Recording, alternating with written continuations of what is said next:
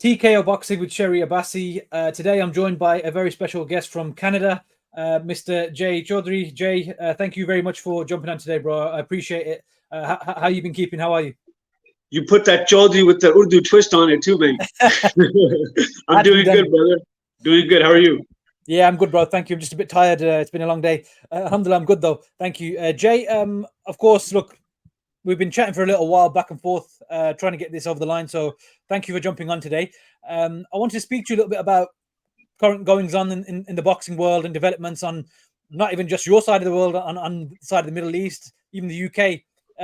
But just start off with, because I'm not sure if anyone on my channel will have necessarily heard about the work you've done before. Can you just give me a little bit of an introduction on yourself, your background, and what you've done in regards to the boxing world and how you've helped athletes in boxing?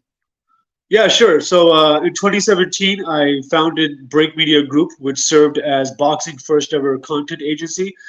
So we tailor made and produced original content and series in the sport of boxing. At the time, social media, although it was pretty prominent in like the media space, it never really was trickling down to the boxing world itself. So I thought it was a good idea to create the first ever digital hub where boxers could sign up as athletes with our agency, and we'd start cracking brand deals and YouTube series, and it went very well, alhamdulillah, for the first 3 years until I landed my next position in the industry, which was Players TV, which is America's first ever athlete-owned TV network. So we had athletes like Travis Kelce, Damian Lillard, CJ McCollum, Chris Paul, like the best of the best athletes in NFL and NBA, and that's where I really started kind of getting into my groove of premium content, you could say.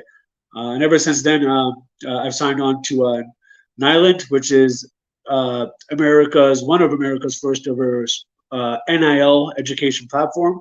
NIL, for those who don't know, in the UK stands for name, image, and likeness, which is kind of like the foundation of what makes an athlete grow beyond just their sport in the areas of business and financial literacy. Okay, thank you for that, Jay. So Anyways, it's a lot of it's to do with sort of brand awareness and sort of sponsorships and growing things past just a sport that the athlete is in, for example. yeah, yeah. Got you. Okay, so I mean, we've spoken briefly off camera today, and before we've had some conversations about the way the boxing world has sort of changed and moved forward onto apps, not just terrestrial TV. And for example, now Showtime has officially left the sport. HBO back in 2018 left the sport. So the things that we're used to in the sport are slowly becoming sort of things of the past, and we're moving forward into the new generation. Even like ESPN Plus has been around for a little while as well. DAZN is obviously making a massive sort of move in the last 5 years. Year by year, their growth is obviously there as well. PBC moving to Amazon Prime this year in 2024. So we've got a lot of different factors and moving parts in the world of boxing. Can you tell me just a bit of your understanding on, first of all, why someone like Showtime left the sport, and then we can move on to talking about why PBC, for example, has gone with Amazon and stuff like that. I can't speak on behalf of the exact details as to what was the reason behind Paramount dropping Showtime, because those are pretty much high level stuff between executives, and who knows what happened there exactly. But one of the key points that I could definitely touch on was the viewership itself, and the fact that look, if you follow my social media, I talk a lot about data tracking and audience acquisition, which are the two main factors that make up not just sports but any media or entertainment element, where you measure your success based on the data from the audience that's watching, because who pays for that data is the advertisers. So the advertisers are the ruling factor in deciding factor as to what pushes media forward. In regards to Showtime, look, I was always saying this from the beginning, that they have a strong foundation. They've been in boxing for a long time, but they weren't really swimming with the times, and they weren't really converting their eyeballs with the new generation. Because now Gen Z and Gen X, you got a whole populace of younger people who are just strictly on their phones. Showtime being a cable network, and yes, they were on an app, but they weren't really delivering app generated content. They were just kind of looking at the app as just like a primary hub to just kind of distribute their content, their boxing events. But in addition to that, they didn't really have anything to kind of make that subscriber stay. Right, the documentary series were award winning, they were phenomenal. But at the end of the day, you got people who just wanted to stay on their phones watching content all day. You weren't really kind of given the reason to do that. And on top of that, just icing on the cake, Paramount recently signed a deal with VideoAmp. I believe it's VideoAmp, yes, where they're one of the most sophisticated data tracking companies on the planet. So once they struck the deal with Paramount that they were teaming up, I'm talking about VideoAmp, the data company. I already knew in my head that Showtime's days are numbered because somebody like that 25-year-old exec who's sitting at VideoAmp, he's looking at this data, looking at all the numbers that are trickling in from Showtime. He's like, this is not enough to sustain our purchase of Showtime or a collaboration with Showtime. So I think that they gave it a really good push. They wanted to see how much the pay-per-views would do. So that's why Showtime was forced to do the Canelo pay-per-view and the Garcia and Tank pay-per-view. And then VideoAmp probably looked at that and said, okay, that's cool and all. We made X amount of millions of dollars, but this is not a sustainable business for us. So hence why they dropped them. Kudos to Showtime for the opportunities that they gave us as fans to watch great events. But unfortunately, they weren't sticking around long enough, to make the next chapter. Just to sort of question you a bit more on that from your understanding, this wasn't just to do with the pay-per-view, was it? This was to do with the weekly Showtime boxing broadcast as well. Yeah. There aren't enough viewers tuning in, but like you said, it's so deeply entrenched in the data and the viewership figures that they had to obviously look at everything, not just the pay-per-view success, because the pay-per-views did very well from the financial standpoint, like you said, but yes, it's not absolutely. sustainable because you can't build that off pay-per-view general Showtime broadcast every week or every few weeks because there's no. Unfortunately, you make a very good point there, Sherry, because unfortunately you can't go off the back foot at pay-per-view because 50% of Americans are illegally streaming the pay-per-view anyway. That whole pay-per-view model that used to happen where people used to host fight parties or go to a bar or a restaurant, that's even a dying trend now because the way that the world's moving is everybody's going to be eventually staying home in their VR glasses watching these fights. Like that's where we're headed, right? So you have to understand what the bigger technology companies are pushing in the next 10 years.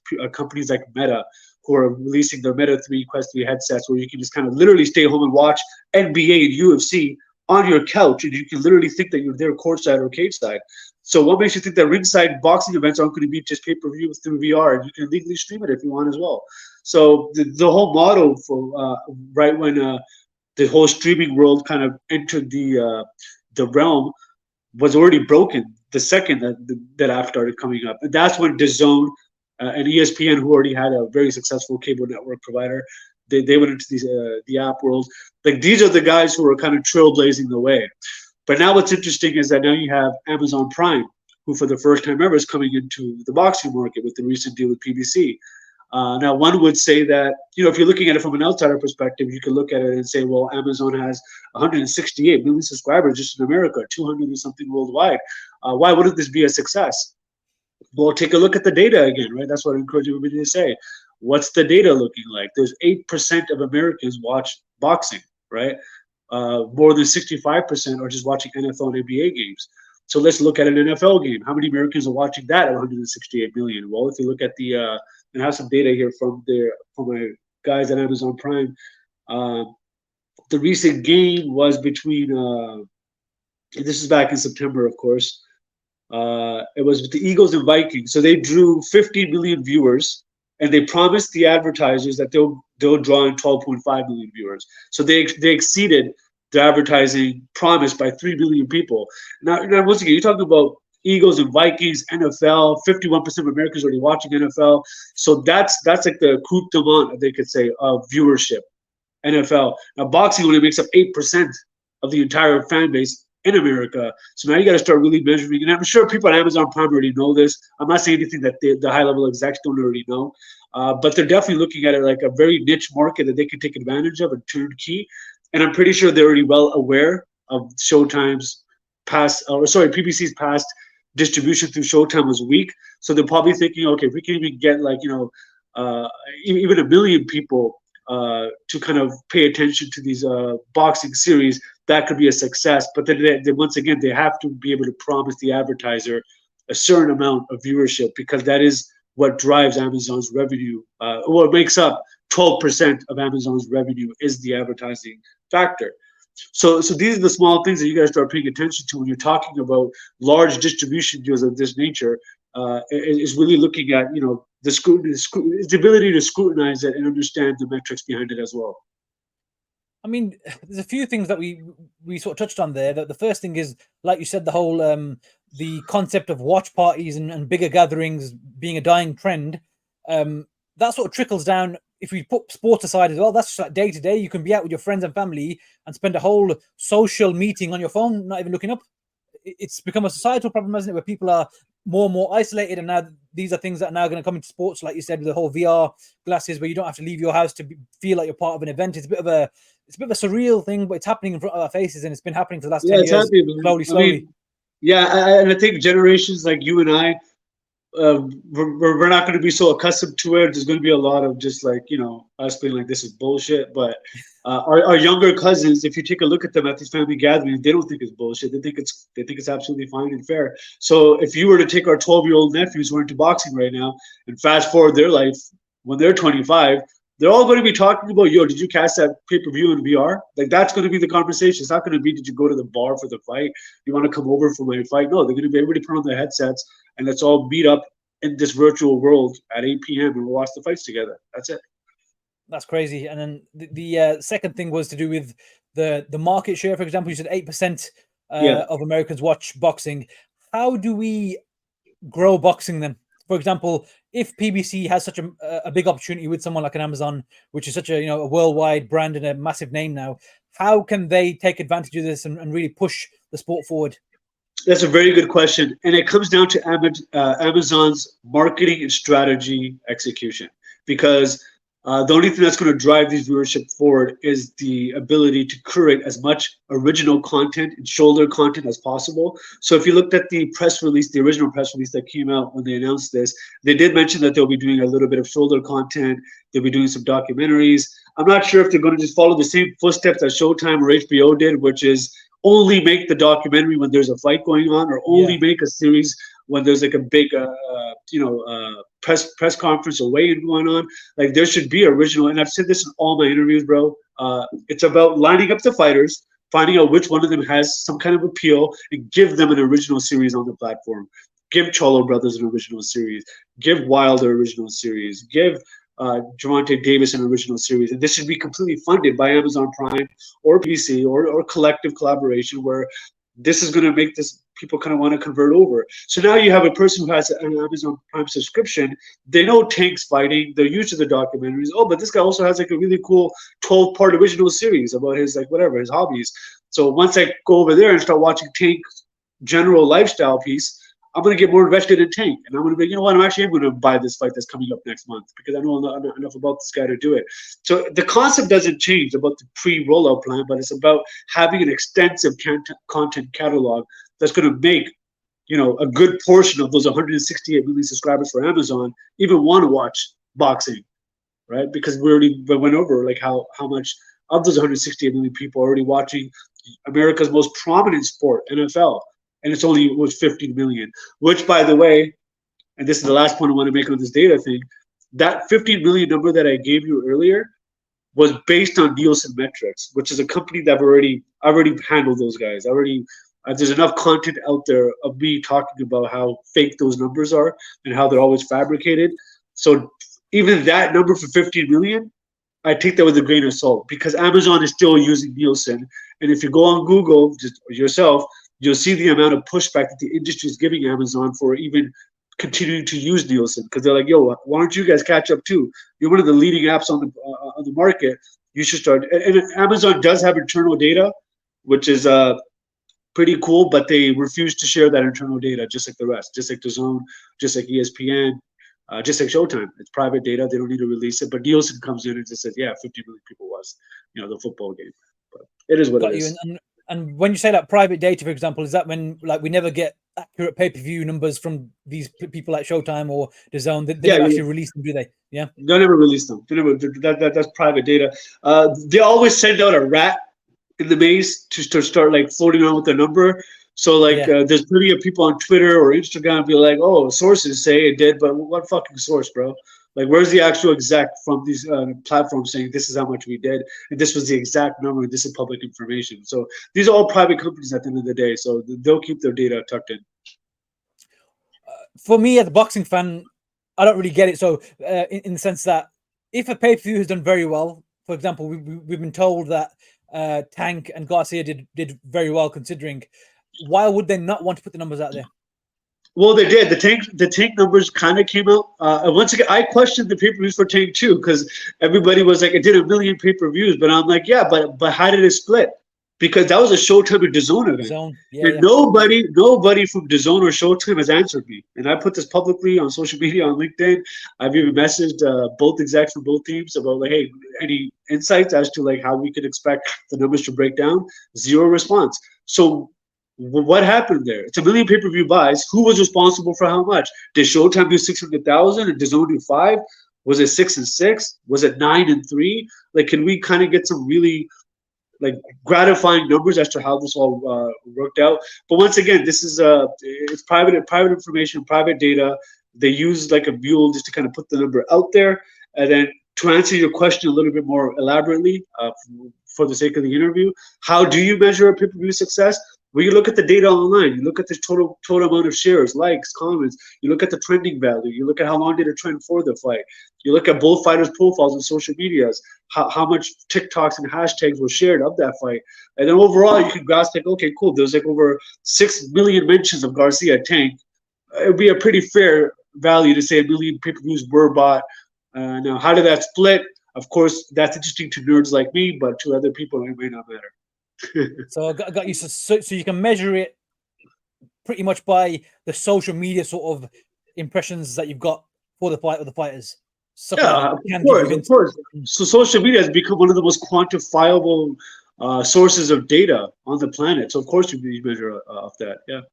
Yeah, because I think this is just to sort of touch on your point. I think before the Spence Crawford fight, Terence Crawford was obviously not as big of a name as Errol Spence, for example, and that was always the argument back and forth of who's the A side and who's the B side and why and whatnot.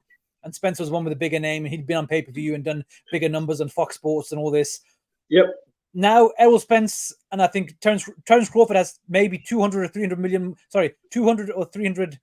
No, 2 or 3 million more followers than Spence on Instagram, for example, from when I Yeah. last checked. So Crawford was out on the media circuit after the fight for a few weeks as well. Yeah. Every Yeah. TV He did channel, very well. everything, as well as Yeah. the victory on the night being such a big deal and the amount of people Yeah. that are talking about it, like you said. So it just shows that how much power it can sort of have social media, and all the results are there ultimately in So, front of your face. so that's essentially you hit the nail on the head, and that's essentially what Break Media was founded for, because we wanted to be that official digital PR agency for fighters, right? So after they win or before the fight, let's get them big sponsorships. After a fighter wins, like let's act like the NFL agents do, the NBA agents do, where like if you're a superstar player, let's get you those Nike deals, Reebok deals, McDonald's deals, And we had a lot of that success, by the way, at Break Media. But yeah, man, like Crawford obviously clearly hooked up with an awesome PR agent who's been able to give him an amazing press run. Yeah, so it only adds more value to the build-up in the rematch. Yeah, so like you said about sort of Amazon now, we're going to see, I suppose, about the shoulder programming and how much they put into it.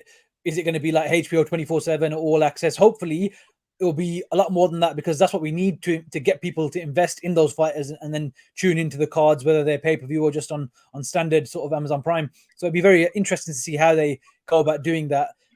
What do you think, in your opinion, how do you think they will approach it based on what you know about the industry and how the numbers sort of work?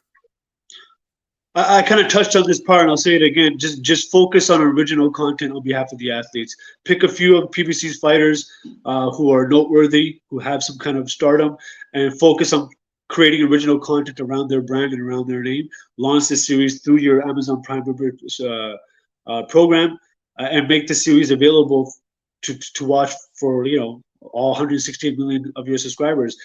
Because at the end of the day, content is what's winning. You know what I mean? So.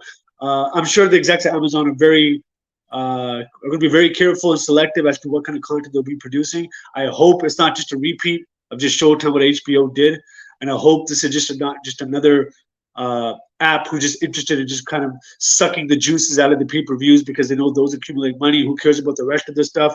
Because PBC is also going to be having the regular Showbox, not sorry, I was going to say Showbox, the weekly boxing series on the platform as well. And by the sounds of it, the numbers that they produced at Showtime, which was just in the mere hundreds of thousands of views, sometimes less, by the way, I don't think that's going to be captivating enough for Amazon to continue those series. So maybe it just ends up being an exclusive pay-per-view noteworthy partnership with PBC, which is fine as well. Yeah, I mean, it's a very interesting time, I think, for especially for PBC to see sort of how they stay in the sport and what sort of impact they can have, and hopefully with the fighters they've got a lot of big name fighters on that side of the world, so we want to see them succeed. Speaking of PBC fighters, we saw Deontay Wilder, for example, fight Yeah. out in Saudi Arabia a few weeks ago. I was there for the card as well. Massive card in Saudi, which was literally 8 weeks after the whole Fury and Ngannou card as well. So we've seen a big push by Saudi and the General Entertainment Authority as part of Riyadh season, really pushing that part of the world and sort of laying down the gauntlet to the rest of the world that they want to make the biggest events with the biggest fighters possible out there. What's your view on the whole move for Saudi really opening up the region and saying we want all the big fights? I want to start this by asking you a question. How was the buzz there for the Day of Reckoning? I So wasn't there. throughout the week, the events themselves were pretty, pretty good, and there was a lot of buzz when you had fans around. The fight night itself, the fight night experience for me was I was a bit conflicted. Obviously, I'm there covering the event. I'm enjoying it as a fan, so there's no real gripes on my part. But I was conflicted from the point of I come from the UK. I've been to the O2, I've been to Wembley, I've been to all these places. When there are Yep. events on, there's no better place in the world to be than here when it comes to the events and the fan sort of the fan involvement, shall we say, whether it's the sing-alongs, the music, the Yep. reaction to punches that land or don't land. Yep. You don't need a cue. This is built in within the culture because boxing is such an important sport here. So for me, it was a bit of a shock to see that there wasn't that sort of reaction, but I also understood that this is a new thing for these people and in this part of the world. It's a new thing that they're going to have to learn and grow alongside, if that makes sense. The audience is going to have to learn.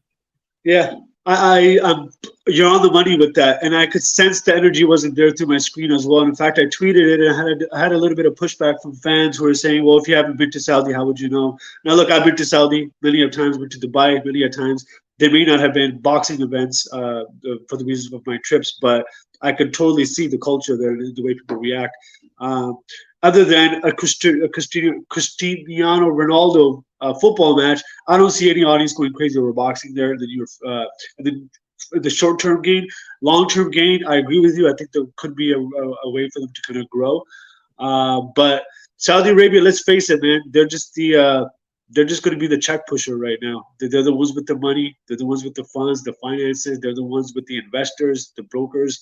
Uh, and I think that it's going to be a very good time for the fans because Saudi is going to be the only one of the entities that can actually fork up the money to make all these fights that are not happening in the States happen.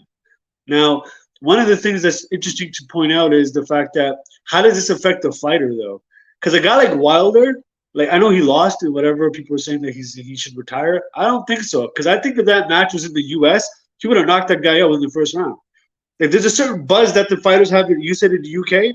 Well, our fighters have a certain buzz in America, in Vegas. There's nothing like fighting at the MGM, bro. There's nothing like fighting there. Underneath those lights with your hometown crowd, there's drinks going on. You know, people drink here, of course. Uh, you got your girls ringside. You know, like it adds value to a fighter. They feel great. It's called home court advantage. There's a reason why NFL teams perform better when they're on their field. Why basketball players feel better when it's their court. Similarly here, I think fighters generally feel a lot more of a buzz and atmosphere when it's the home crowd versus Saudi. I didn't see a single aerial shot of the crowd. I didn't see any close-up shots of anybody having fun or like yelling. All I saw was a bunch of our own people, of course, and Tobes on their cell phones, and they're just chatting it up. And I'm just saying, it doesn't really have the culture, the boxing that once had. And maybe, who knows, maybe this would be like a totally new way to look at boxing from Saudi, that they have their own culture and their own ways of doing it. So they're going to have to find a better way to kind of showcase that culture than through the screen so that somebody from Vegas can be like, you know what, I respect that. I like that part about Saudi. Because right now, it just looks like it's dead space. I think something you touched on there, the drink side of things. So Saudi Arabia obviously didn't have alcohol isn't allowed in that sense. I think people having a drink and having a good time at the events, for example, in UK, USA, Canada, many other countries around the world, that also adds a certain excitement for the crowd because they're in a certain mood. So that obviously is a big thing that is missing from these events. I'm not saying it's right, I'm not saying it's wrong, but I'm saying that also takes something from the atmosphere Well, I in mean, some way. you have to respect the land as well. So I think it's totally right. I think it's totally Mm. acceptable for Saudi not to cater to Yeah, anybody that's against their beliefs. So yeah, no, no, I think it's fair to say it's right for Saudi to have their own rules. But I just think that now they have to find alternative ways to make the viewer at home feel like this is something kind of interesting to watch from home. But once again, how important is that for them? Probably not. I mean, these events at the end of the day are just broker events just to kind of get everybody together to, fund the next development project, or you know what I mean. So mm. they don't really care about the bottom line too much. But I hope that changes over time. Because we're hearing that this is going to be a thing for the next 3-4 years easily. Because More, more, Frank Warren, yeah, more. exactly. Frank Warren has said he's got things in place for the next few years with these guys that we're going to bring however many amount of events to the region, to Riyadh in particular, and this is going to be a hub for these sort of mega events. They've got Fury Usyk already penciled in for February 17th. That's announced. That's happening, and they're also working on an event for March as well, which is pretty much straight after that. So I also asked Frank Warren when I was out there. I asked him, which he said he can't really comment on, which sort of means more than likely yes, that they will be doing events outside of Riyadh season as well. Even though normally they said that they'd try and keep it within Riyadh season, but I think that the success and the hope is that they'll be able to put on a lot more fights even through March and October, the 5-6 months between those months, get some fights on in Riyadh there as well. So I think they're going to be around to stay for the next few years, like you said, minimum.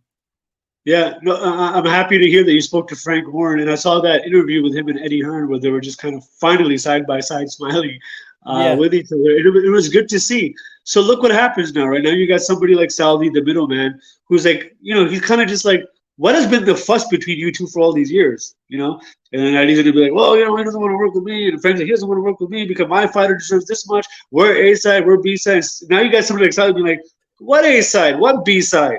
What does your fighter want? We want this. What do you guys want? Okay, done. done. Yeah, Let's go. So yeah. that's how easy it is to make these fights. And now Eddie and Frank are like, "Fuck, is that all it took?" I guess that's all it took. So when you have this middleman with just unlimited amount of funding, the promoters have no reason to beef anymore. It's just a matter of bringing our top guys together, let them have a go at it. Yeah, so that does open a lot of opportunities for some big fights that like we said, we wouldn't see, namely in America or the UK. So with the money being that much on show by the Saudis, it just makes it happen. Boxing is all about the money at the end of the day. That is what it's all about. So the big fights are probably going to take place there. It took them to make this massive card in December. It took them to make Fury versus Usyk. So you'd assume a lot of the big fights are going to be there. And you know what While I I was like? at, You know what I really do enjoy about the Saudi rollout. Their commercials have been so freaking awesome, bro. yeah, Like the every time Anthony Joshua fights, somebody gets excited from a creative standpoint. There's like, I'm gonna fucking just rip this commercial apart because like they're literally like theatrical trailers. Like you feel like you're watching a movie. And as a filmmaker myself, like I really truly appreciate the art form of like how many hours go into doing a commercial spot or like an advertising spot because this is the stuff that drives viewers. And I know my point, all my points get proven over and over again in some way. I've always said content is key. I've always said focus on fighters, PR. I've always said focus on making original series, focus on making quality content.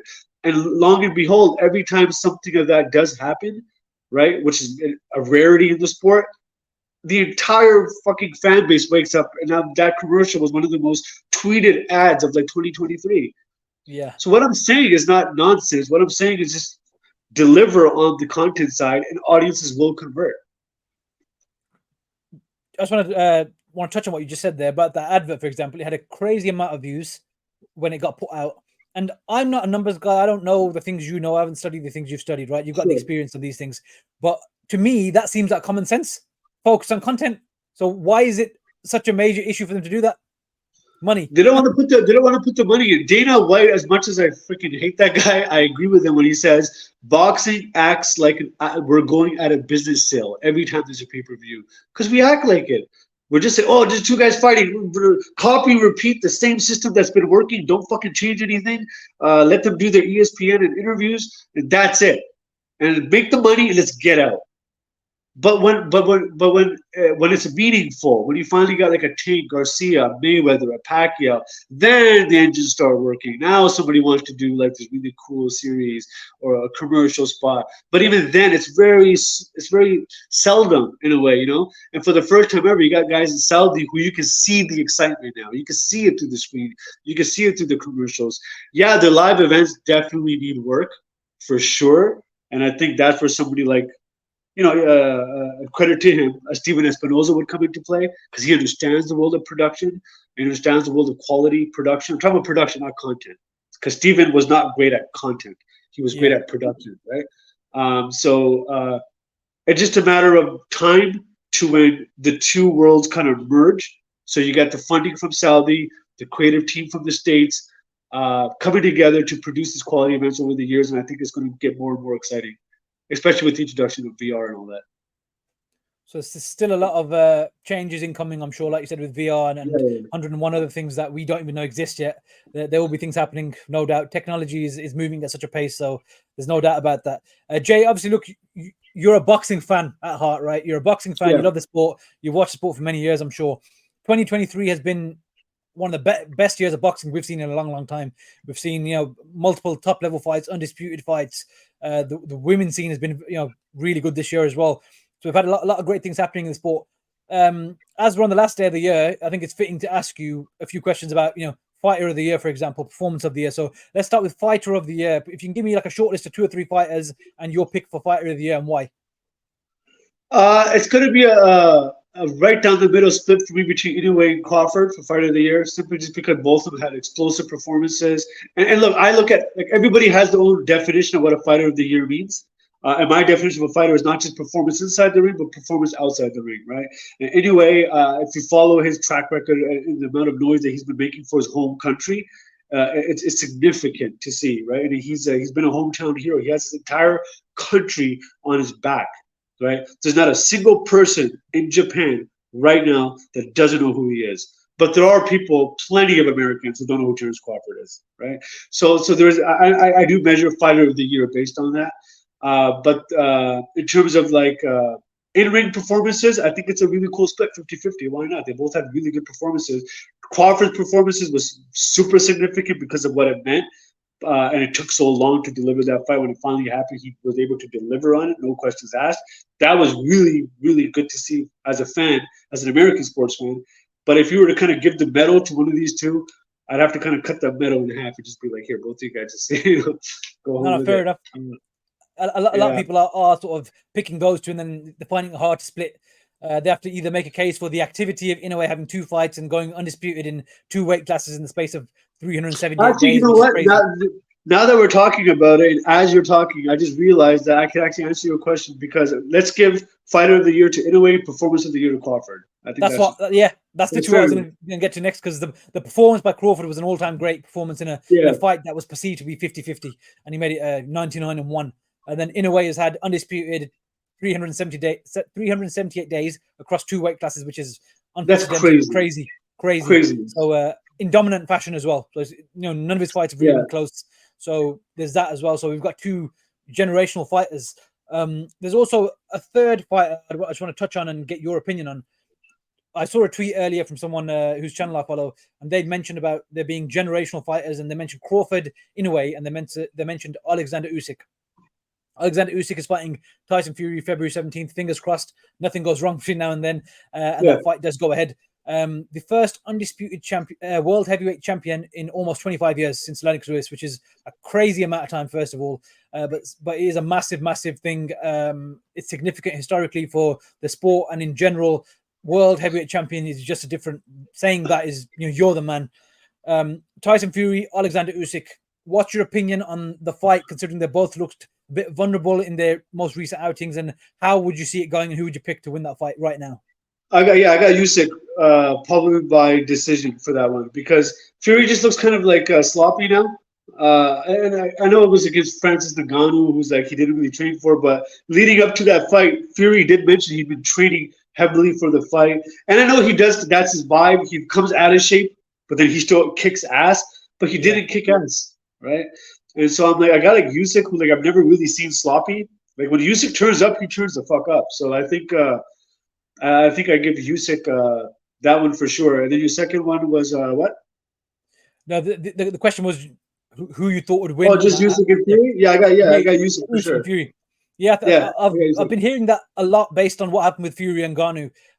So it'd be very, very interesting to see what sort of Tyson Fury turns up. But we do know, like you said, Usyk always steps it up, and this is the crown jewel for him now. This moment, because he's already done undisputed at cruiserweight, he's gone unified at heavyweight, and now for him to really go one step further and cement himself as a two-time undisputed champion back to back cruiserweight and heavyweight, that's just crazy, no, it's going to unreal. be phenomenal. It's going to be history being made, and I'm glad you gave a nod to our Canadian zone, Lennox Lewis, who's obviously he has a dual citizenship. Yeah, It would be awesome to see that play as well. And second to that, even this whole AJ thing that people are talking about now, like, oh, this AJ will beat Fury. I don't think so. I didn't really enjoy AJ's performance, to be honest. I thought he got the job done, but did I really see the killer in his eyes? Like, no, I just saw a really good boxer do his thing, and he landed a very good shot. You know what I mean? But that killer instinct, I didn't really see that. I didn't really see that AJ who beat Klitschko. I didn't really see that AJ. You know what I mean? yeah. But let's see how it plays out.